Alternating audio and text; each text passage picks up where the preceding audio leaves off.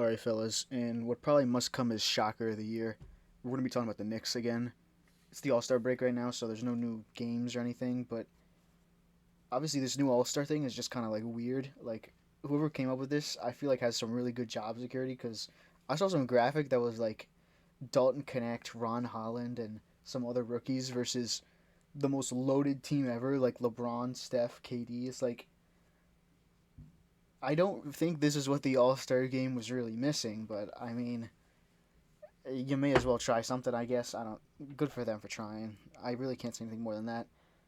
Anyway, back to the topic at hand. I kind of just wanted to go through Nick's first half season and kind of just go in review as to what I liked, what I didn't, and kind of look forward to the second half. So to begin with, I kind of wanted to do some awards, I guess.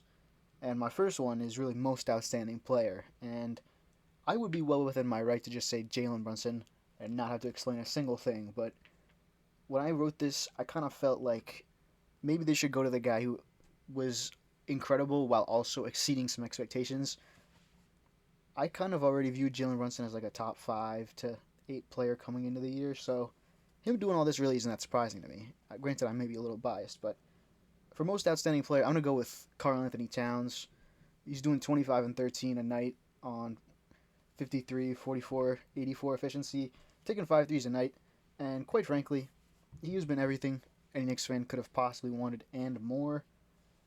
Of course, when you acquire a guy so close to the training camp, it's kind of, TBD how he's going to fit in and gel with the team, and it's been pretty seamless. I mean, obviously, we're not in the locker rooms, but just seeing how they interact, during interviews, on social media, all that, it seems like the chemistry is, they're gelling like, I don't even know what gels together. Maybe like Jello or something like that. That probably doesn't even make any sense, but whatever. The point is, Cat has succeeded every single expectation I had for him. And with a most outstanding player must also unfortunately come a most disappointing player. And if you asked me about 6 weeks ago, I probably would have told you Mikal Bridges in about half of a second. However, I feel he really has started to find his groove and find his fit on this team, so unfortunately, I'm going to have to give this award to Deuce McBride. And it's not because his counting stats aren't good enough. He's a backup point guard in a Tom Thibodeau rotation. He's never really going to get some insane amount of playing time off of the bench. However, one thing that is a little concerning is the fact that his 3 point percentage is down by about 4% this year.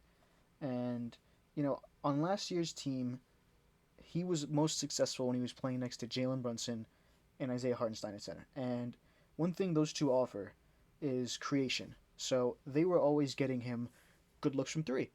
And obviously, no Isaiah Hartenstein this year. Karl Anthony Towns is, of course, a significantly better player. However, his playmaking is not, I don't want to say it's as strong, but I feel like on offense, Cat is mostly looking to score. And, given the fact that he's your number two option, you're running more plays for him. And so his offensive diet is just going to consist more of shooting than playmaking. And for Deuce, unfortunately, that just means he's going to get less, looks tailor made for him. And he's going to have to, go into his creation bag. And it just might not be deep enough at this point in his career. And that's perfectly fine. However, unfortunately, him being the sixth man of this team, you're just going to need him to, be as consistent and be as great as he was last year. And at the moment, I don't think he has consistently captured that last year kind of quality in his play. He could certainly capture going forward, and us as Knicks fans, of course, we are certainly hoping that he will be able to do that.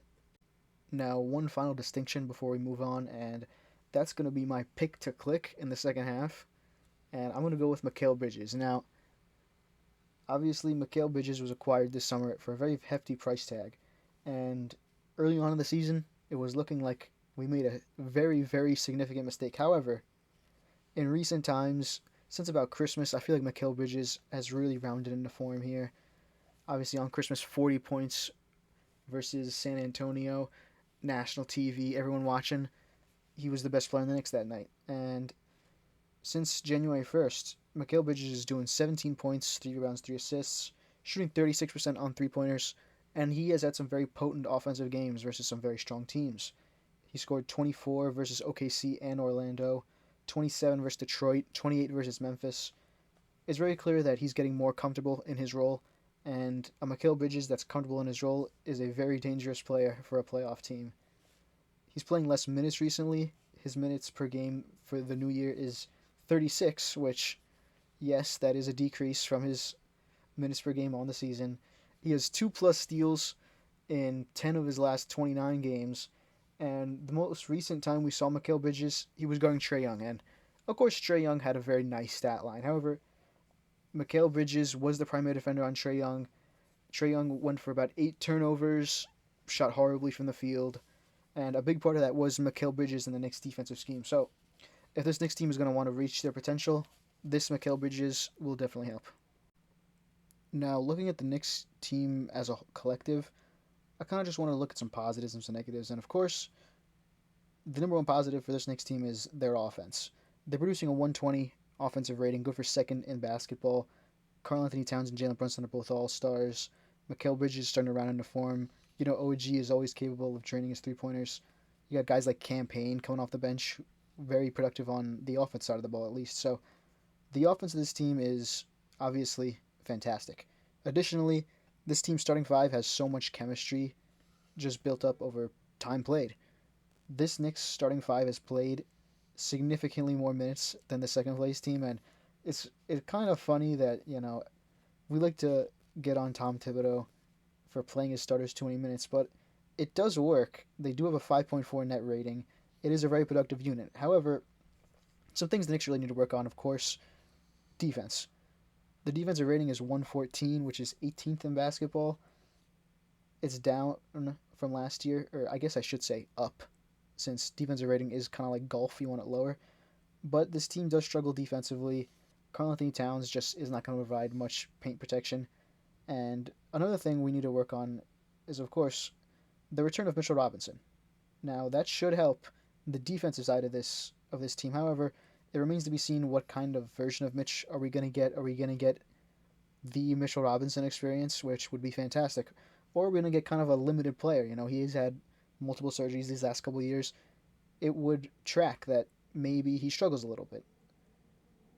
Finally, the last thing I kind of want to work on is the bench, which they're averaging 21.5 points per game, last in the NBA. We can't really do much about the fact that the bench is bad. The trade deadline has passed. I don't think DeLon Wright is saving the bench.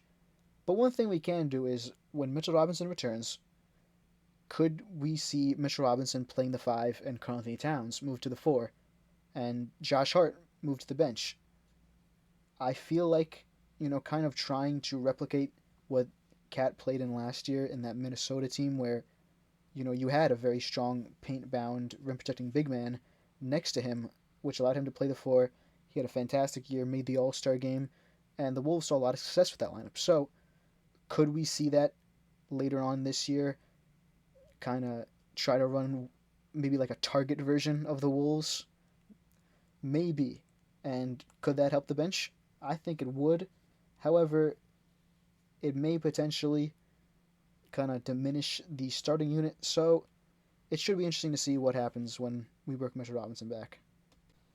Now, some final just takeaways that I think the Knicks are really going to need to, focus on and hit if they want to have a deep playoff run.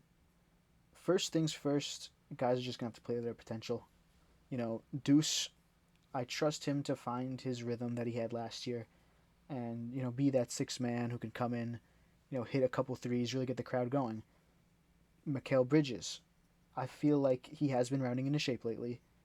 And the fact that, you could see him getting more comfortable, I think he's going to be a very important player for this Knicks playoff run.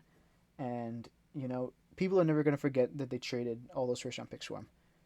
But if he can perform in the playoffs, I think people will start to care less that, we traded the sixth graders for him. Secondly, of course, is health. OG and Mitch are the two guys you need to keep healthy, Other guys may get hurt, but OG and Mitch are the top priority. They are kind of, the red flags in terms of health history. OG, we saw how good the Knicks were last year when they acquired him, and we saw how much they missed him, in that Pacers series once he went down, It looked like the Knicks they're gonna beat the Pacers. They're gonna make the Eastern Conference Finals pretty easily. But then OG goes down and you lose 4 or 5. Mitch, of course, we know what he's capable of in the playoffs. Versus Cleveland, we saw it. He's a menace on the glass and he's a menace defensively. If you can get him right, get him healthy in the playoffs, that just gives the Knicks another look they could go to. And finally, I'm going to go with the success of the Cat Mitch lineup.